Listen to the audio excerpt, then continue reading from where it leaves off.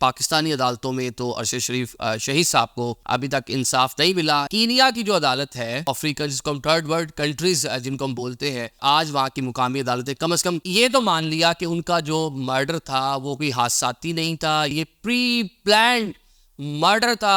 आलमी जो लोग हैं उनका बड़ा एक अच्छा रोल रहा और उन सब की मदद से और अपनी विल पावर से ये लॉयर हायर किया, पिटीशन सारी की। 1 साल गुजर चुका है, सुप्रीम कोर्ट ऑफ पाकिस्तान में इस केस की समाअत हुए, उसके बाद इस पर कोई आगे पेशरफ्त हुई नहीं। अस्सलाम वालेकुम, मैं हूँ आतिल निज़ामी और आप देख रहे हैं मेरा डिजिटल चैनल।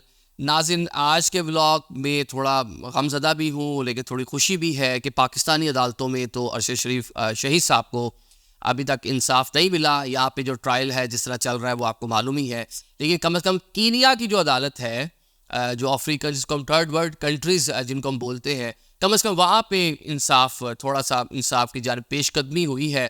कि जो एक गलत वहाँ पे तासुर दिया गया था, जो गलत रिपोर्टिंग हुई थी, जो पुलिस का गलत दावा था, जिस तरह अरशद शरीफ शहीद साहब को शहीद किया गया वहाँ पे, तो अब वो थोड़ा गलत साबित हुआ है। वहाँ की कोर्ट ने आज जवेरिया सदीक साहिबा, जो अरशद शरीफ साहब की बेवा है, हमारी बहन है, ख़ातून जर्नलिस्ट हैं, बड़ी मेहनत की उन्होंने।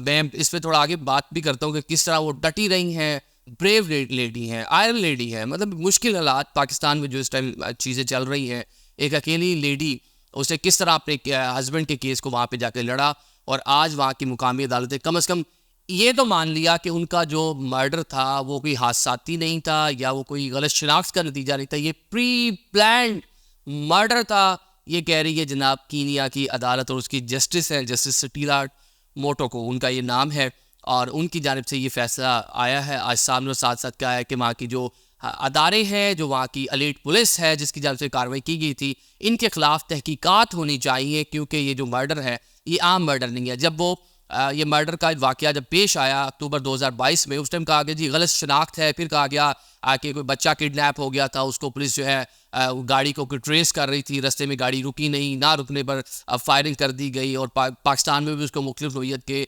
रंग दिए गए। पॉलिटिकल पार्टीज़ दोनों तरफ से उसको एक अपने अपने मकासद के लिए यूज़ करने की कोशिश की गई, लेकिन ये बड़ा लॉस था फैमिली के लिए, अरशद शरीफ साहब की फैमिली, उनकी वालदा के लिए, उनकी मिसेस जवेरिया के लिए, उनकी जो दूसरी मिसेस है, उनकी जो बेटी है वो भी एयरवे में हमारी छोटी बेटी है, जर्नलिस्ट है, अभी उसने अपने कैरियर का स्टार्ट किया है, उनके बेटे हैं, उनके लिए एक ट्रोमा था। मतलब उनके घर का एक फ़र्ज चला गया, और पूरी पाकिस्तानी कौम के लिए भी डेफिनेटली एक बड़े जर्नलिस्ट है, सहाफ़ती कम्यूनिटी भी इस पर जो है गमज़दा थी। अभी देख रहे हैं कि पाकिस्तान में ये सूरत हाल है कि 1 साल गुजर चुका है, सुप्रीम कोर्ट ऑफ पाकिस्तान में इस केस की समाअत हुए, उसके बाद इस पर कोई आगे पेशरफ्त हुई नहीं। यहाँ पे अदालती सिस्टम आपका जो है नहीं, 132वां 34वां नंबर हमारा, और दावे हमारे कुछ और हैं। इस तरह का केस, एक आपकी एक नामवर शख्सियत बैरून मुल्क बेवतन मारी गई, और किसने मारा, कैसे मारा, किन हालात में यहाँ से गए, आज भी वो सवालिया निशान मौजूद है। कौन फैसिलिटेटर था, किसने ऑपरेशन एग्जीक्यूट करवाया, वहाँ पे कौन लोग साथ थे, जो लोग साथ वहाँ पे, जो लोग गाड़ी में साथ थे या जो उनके वहाँ पे होस्ट थे, वो किधर चले गए, कितनी तहकीकात हुई, यहाँ पे टीमें बनी थी, वहाँ गई थी, उन टीमों का क्या हुआ, उनकी इन्वेस्टिगेशन का, ये सवालिया निशान है इस सिस्टम के ऊपर। इनके जवाब आने की ज़रूरत है। लेकिन चलें, एक अच्छी पेशरफ्त है कि कीनिया की अदालत ने, एक तो यहाँ पे तासुर दिया जा रहा था कि वो आइडेंटिफाई नहीं हो पाए और वो मिस आइडेंटिफिकेशन का केस है और मर्डर हो गया, मार दिया, ये हो गया, वो हो गया। लेकिन जनाब उस मुल्क ने, उस छोटे मुल्क ने, उस छोटे बैकवर्ड मुल्क ने, उसकी कम से कम जो हाई कोर्ट है वहाँ पे जनाब इस केस का फैसला है। साथ साथ उनकी जो फैमिली है, 1 करोड़ जो वहाँ की जो करेंसी है उसका वो भी अदा करने को, पाकिस्तान से 2.25 करोड़, मतलब कोई रकम नहीं है, इसका भी उन्होंने ऑर्डर दिया है। मतलब ये सिंबॉलिक है कि वाकई गलत हुआ, मान लिया, ताकि यार जाने देने की जो बात हो रही है। बाकी इस केस को देखें, जवेरिया सदीक साहिबा हमारी बहन है, हमारी साथी जर्नलिस्ट है, उनसे हमने पिछले साल अक्टूबर में बात की थी, अरशद साहब की बरसी से कुछ दिन पहले। तो उन्होंने उस टाइम ये सारी चीज़ें हमें बताई थी कि उनको क्या स्ट्रगल करना पड़ी। अरशद साहब के दाएं में जो लोग थे, जो बड़े उनके लॉयल थे, उन्होंने कैसे टफ टाइम दिया, साइड पे हो गए, किस तरह से मतलब इनको निशाना बनाने की कोशिश की। फिर फैमिली, 2 शादियाँ, फिर बच्चे, वो मसाइल जो हमारे यहाँ, एक जो हमारा कल्चर है यहाँ का, वो भी बीच में सारी चीज़ें। उसके बावजूद जवेरिया ने बड़ी हिम्मत का मुजाहरा किया, और एक अकेली लेडी ने, उनको उनकी फैमिली, उनकी सिस्टर की बिल्कुल सपोर्ट है, मतलब पाकिस्तान से बैठकर आलमी अदारों के साथ मिलकर कीनिया में जाके केस किया। उस टाइम करने जा रही थी, उस टाइम उन्होंने बड़ी डिटेल्स में पॉडकास्ट की, तो उनके आप देख भी रहे हैं, सुने, बल्कि उस टाइम उन्होंने क्या कहा था। अभी आप ने बात की कि इंटरनेशनल जो अदारे हैं उनसे भी कनेक्टेड हैं, उनके मर्डर की इन्वेस्टिगेशन के हवाले से केस का ट्रायल भी स्टार्ट हो रहा है। मैंने बहुत से आपके ट्वीट्स भी ऐसे देखे हैं जिसमें आपने आलमी अदारों को टैग किया हुआ है। कोई रिस्पॉन्स आया उनकी जानिब से? वो लोग इंसान को इंसान की तरह ट्रीट करते हैं। जिस वक्त यहाँ पे ये वाली बहस चल रही थी ना कि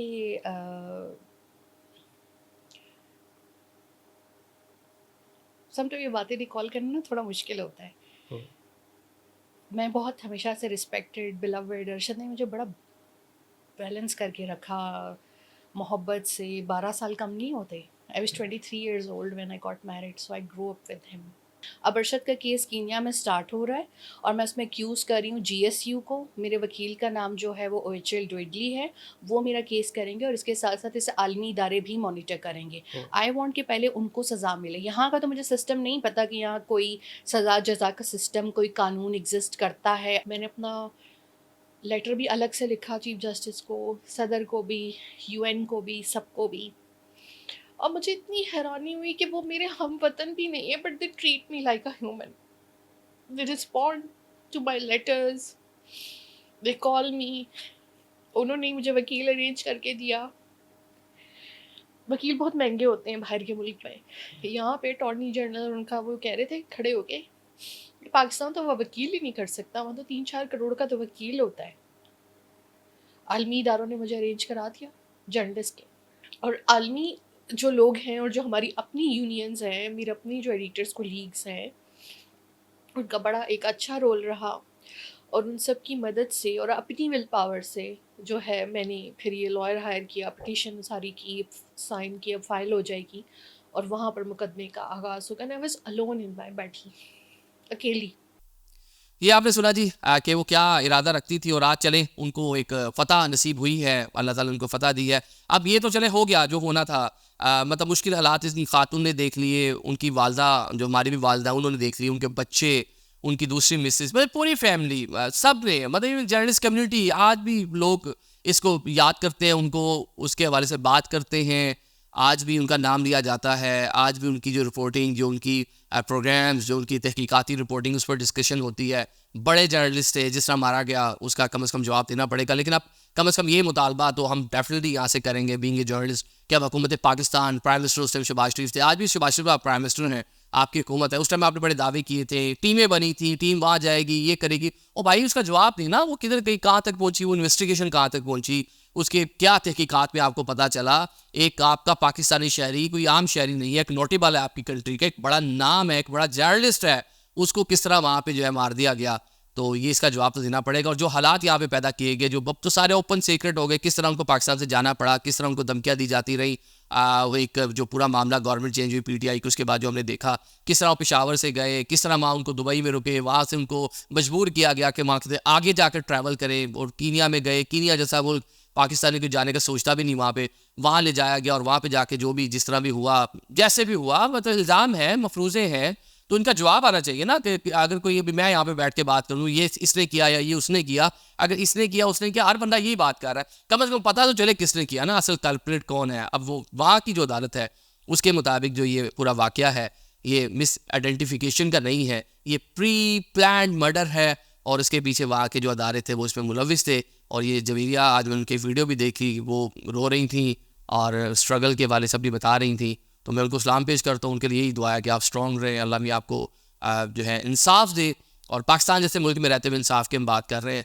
ये काजी फायजीसा साहब के लिए भी एक कहने के नमा फ़िक्रिया है, वो सबसे बड़ी अदालत के जज हैं, इंसानी हकूक़ की बात करते हैं, आइन की बात करते हैं। भाई आपके शहर, आपका मुल्क का एक शहरी बेवतन मारा गया यहाँ से जाकर, तो आप इसके ऊपर इंसाफ दें, आप लें।